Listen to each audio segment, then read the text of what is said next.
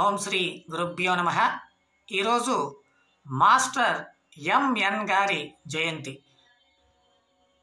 మైనంపాటి జ్వాలా నరసింహం పంతులు గారు.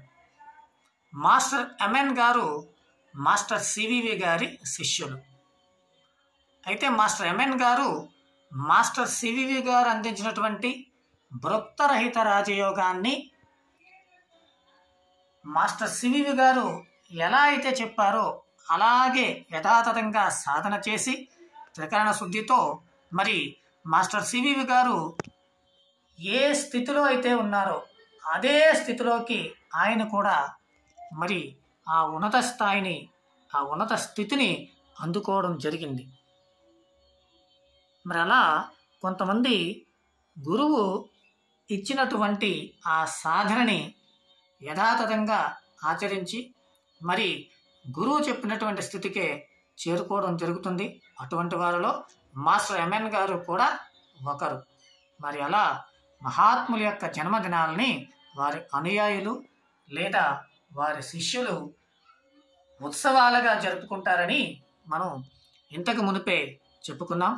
అలా మరి ఈరోజు మాస్టర్ ఎంఎన్ గారిని స్మరించుకొని ఆయన గురించి తెలుసుకొని అలాగే అటువంటి వారి యొక్క ఆశీస్సులని తీసుకునేటటువంటి ప్రయత్నాన్ని చేద్దాం. ఎందరో మహాత్ములు ఉన్నారు.